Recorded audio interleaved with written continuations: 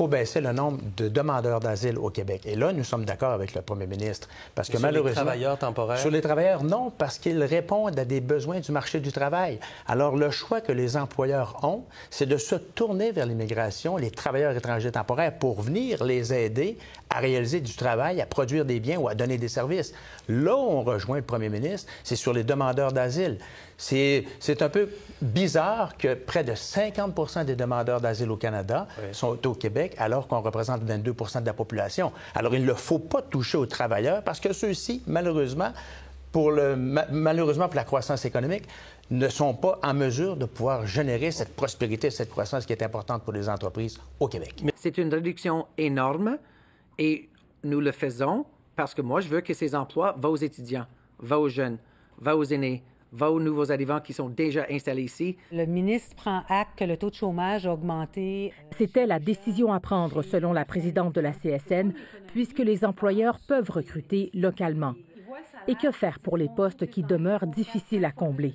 Au Québec, des centaines d'employeurs ont recours au traitement simplifié, un programme qui facilite le recrutement de travailleurs étrangers et qui n'impose aucune limite sur le nombre de ces immigrants temporaires qui peuvent être embauchés.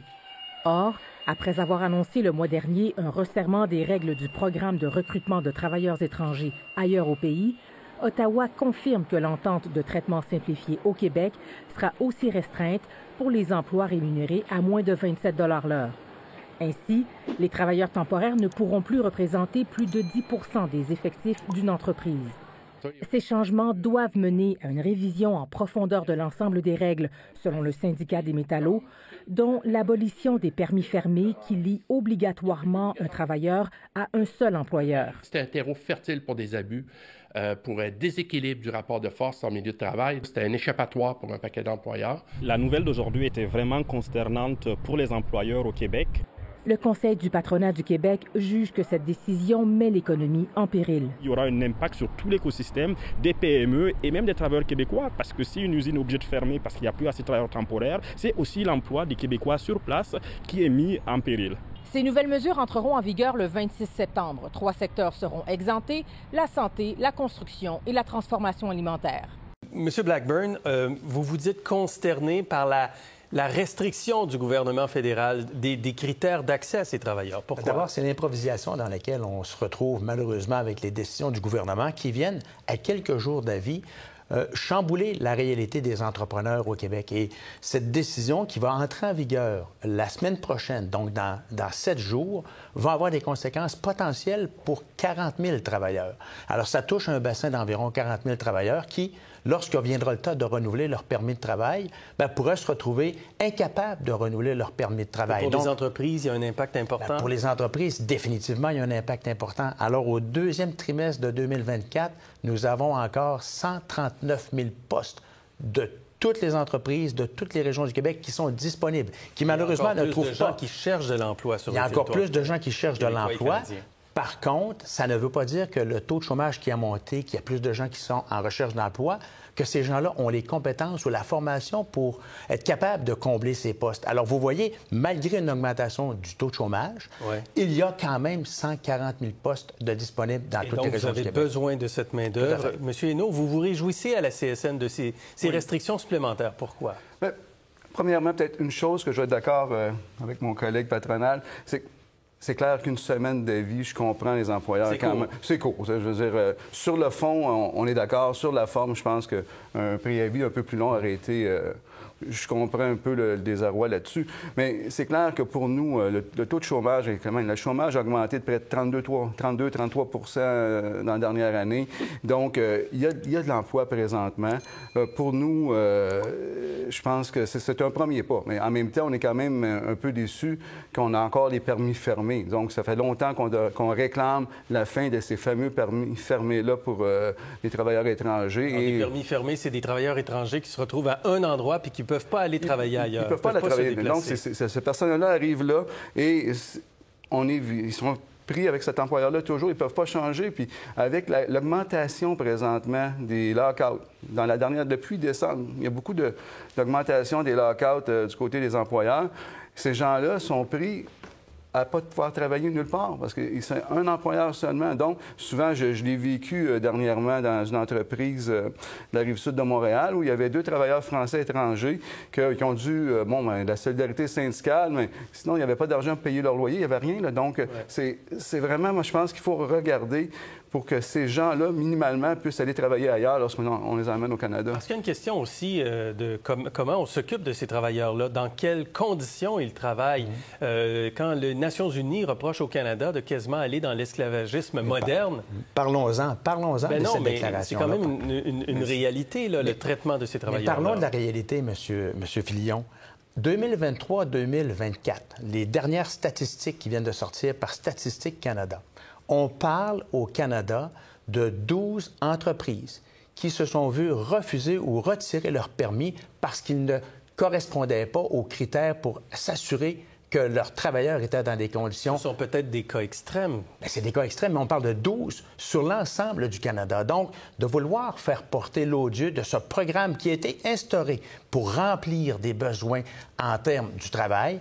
Il y a 250 métiers, vous l'avez mentionné tout à l'heure, qui sont en déficit de personnel et les conditions de travail sont édictées par le gouvernement du Québec lui-même. Détermine le salaire, détermine les conditions de travail et la vaste majorité des employeurs, on parle de plus de 99 respectent ces conditions de travail-là. Donc, je comprends que du côté syndical, ils veulent absolument abolir ce projet de permis fermé, mais si ce projet de permis fermé, il est en place, c'est d'abord et avant tout qu'il permet de maintenir un équilibre dans le marché du travail et les employeurs qui font des démarches pour se trouver des travailleurs étrangers investissent entre 9 et 15 000 par travailleur. Et si on était capable de trouver... Est-ce que vous le voyez, cet équilibre-là, compte tenu de la pression qu'il y a eu dans les dernières années avec le manque de main-d'œuvre?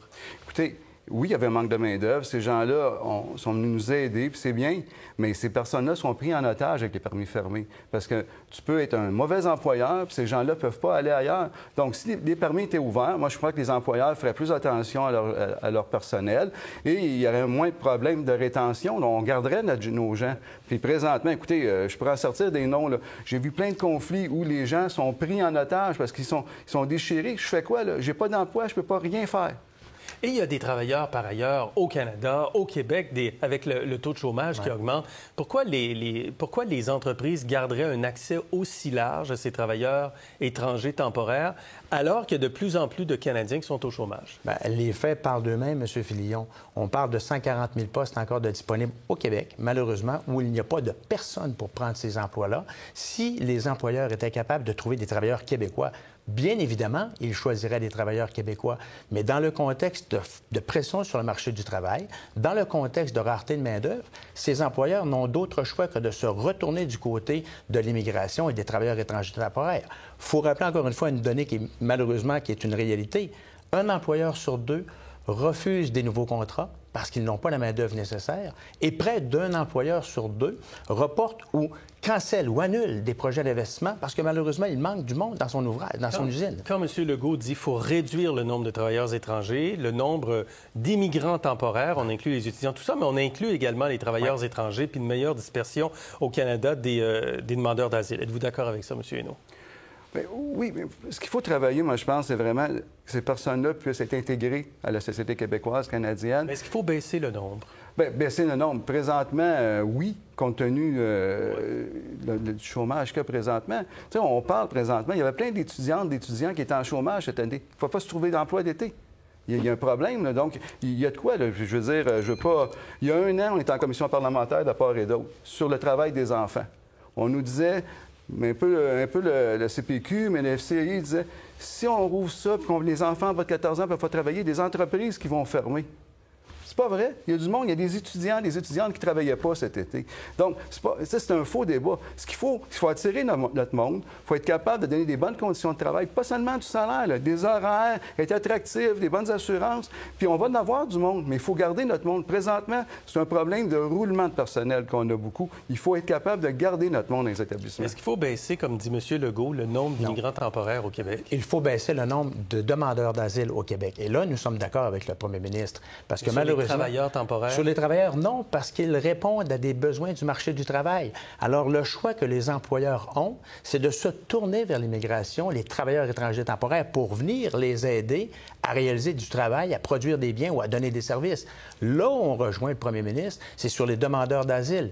C'est un peu bizarre que près de 50 des demandeurs d'asile au Canada sont au Québec, alors qu'on représente 22 de la population. Alors, il ne faut pas toucher aux travailleurs parce que ceux-ci, malheureusement, pour la croissance économique, ne sont pas en mesure de pouvoir générer cette prospérité, cette croissance qui est importante pour les entreprises au Québec.